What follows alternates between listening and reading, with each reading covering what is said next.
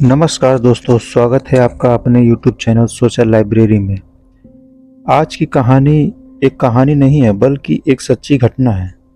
सोचिए, अगर तुम्हारी अपनी दुनिया ही तुम्हारे खिलाफ हो जाए, जहां तुम प्यार की तलाश करो लेकिन बदले में सिर्फ दर्द मिले, जहां तुम्हारी अपनी मेहनत की कमाई तुम्हारे ही भरोसे के नाम पर लूट ली जाए। और सबसे बड़ा सवाल, जब सब कुछ टूट रहा हो तो क्या तुम खुद को फिर से जोड़ पाओगे? ये कहानी है मनीषा की, एक ऐसी लड़की जिसने अपने पति पर भरोसा किया और सबसे बड़ा धोखा खाया, जिसने अपने परिवार को संजोने की कोशिश की लेकिन खुद ही उजड़ गई, जिसने खुद को टूटने दिया लेकिन हारने नहीं दिया। कहानी सच्ची है लेकिन नाम झूठा है। गाजियाबाद की गलियों में बचपन बिताने वाली मनीषा एक आम लड़की थी, लेकिन उसकी कहानी बिल्कुल भी आम नहीं थी। वो एक जंग थी, एक ऐसी जंग जिसे उसने अकेले लड़ा। उसके पिता गाजियाबाद पुलिस में कांस्टेबल थे। माँ ने बचपन में ही दुनिया छोड़ दी थी, लेकिन पिता ने उसे कभी अकेलापन महसूस नहीं होने दिया। घर में एक भाई था जिसकी शादी मनीषा से पहले हो चुकी थी। शादी एक सुनहरा सपना या एक भयावह चाल है, आइए समझते हैं। साल 2017 में पिता ने मनीषा की शादी सोनीपत हरियाणा में करवा दी।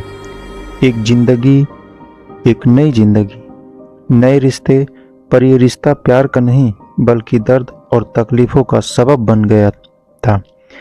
शादी के कुछ ही सालों में पिता इस दुनिया से चले गए और मनीषा पूरी तरह अकेली रह गई। एक ऐसी शादी में फंस गई जहां प्यार की जगह सिर्फ ताने, जुल्म, मार पीट ने ले ली थी। उसने खुद को दिलासा दिया, शायद एक दिन सब कुछ ठीक हो जाएगा, शायद मेरा पति एक दिन सुधर जाएगा, मुझे समझेगा। लेकिन वो दिन कभी नहीं आया। पति का धोखा प्यार के नाम पर छलावा होता गया। समय बीतता गया, 2 बच्चे हुए, लेकिन हालात नहीं बदले। और फिर सबसे बड़ा झटका, पति ने मनीषा के नाम पर उसकी खुद की ज्वेलरी गिरवी रखकर लोन ले लिया। सोने का सपना अब कर्ज का बोझ बन गया था। 6 साल तक उसने रिश्ते को बचाने की पूरी कोशिश की, लेकिन जब हद पार हो गई तो उसने अकेले रहने का फैसला लिया। वो अपने दोनों बच्चों को लेकर अलग हो गई और एक स्कूल में पढ़ाने लगी। मनीषा एजुकेटेड थी, 18 साल की सैलरी और 5,000 की ब्याज में जलती गई मनीषा। अब मनीषा 18,000 महीने कमाती थी, लेकिन इसमें से 5,000 हर महीने सिर्फ लोन के ब्याज में चले जाते थे। असली लोन की रकम जस की तस बनी रही, एक ऐसी कैद जिससे बाहर निकलने का कोई रास्ता नहीं था। इस बीच उसके भाई का स्टार्टअप बुरी तरह डूब गया था। मजबूरी में उसे गाजियाबाद का पुश्तैनी घर बेचना पड़ा।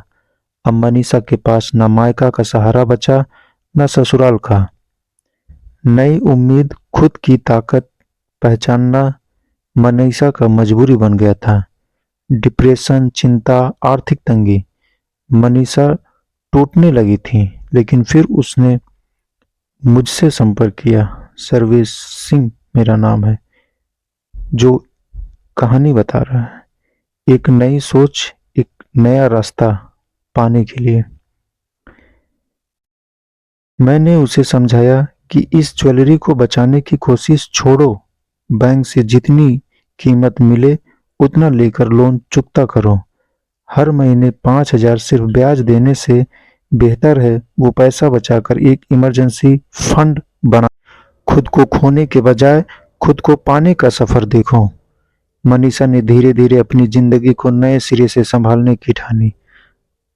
अब मैंने उसे सलाह दिया कि फ्रीलांसिंग करो, डेटा एंट्री का जॉब करो, मोबाइल वर्क करो। मनीषा को समझ आया। उसने धीरे धीरे अपने आप को काबिल बनाने की कोशिश की और इनकम जनरेट करने की कोशिश की। अब मनीषा न केवल स्कूल में पढ़ाती है बल्कि और कमाने के नए तरीके भी तलाश रही है। फ्रीलांसिंग, ऑनलाइन काम, ताकि वो अपने बच्चों को एक बेहतर जिंदगी दे सके। वो टूटी नहीं, उसने खुद को फिर से जोड़ा और अब वो मजबूती से खड़ी है। कभी कभी हमें खुद को बचाने के लिए कुछ चीजों को खोना पड़ता है, लेकिन असली ताकत वही होती है जब हम हार नहीं मानते। मनीषा हार गई होती अगर उसने हिम्मत छोड़ दी होती, लेकिन आज वो दोबारा उड़ान भर रही है। आज की सबसे जरूरी सबक जो मनीषा हमें सिखाती है, जिसे हर लड़की को सीखना चाहिए, समझना चाहिए। पहला, जिंदगी में सबसे जरूरी चीज खुद को आर्थिक समझ बढ़ानी चाहिए। गलत रिश्तों को सिर्फ इसलिए मत निभाओ कि लोग क्या कहेंगे। जहरीले रिश्तों से निकलने की कोशिश करनी चाहिए। हमेशा नए रास्ते खोजो, कभी भी उम्मीद मत छोड़ो। गलत रिश्तों को ढूंढने के बजाय खुद को संभालना जरूरी होता है। यदि इस सच्ची कहानी से आपने कुछ सीखा होगा तो इस वीडियो को लाइक करें, सब चैनल को सब्सक्राइब करें और अपने यार दोस्तों, भाई बहन में शेयर करने की कोशिश करें, जिससे कि भाई अपने बहन को ऐसी कहानियाँ, ऐसी घटनाओं से अवगत करा सके कि वो किसी भी लोन में फंसने से बचे और लड़की अपनी दूसरी जिनकी शादियां नहीं हुई है उन सहेलियों को बचाने की कोशिश कर सकें। धन्यवाद।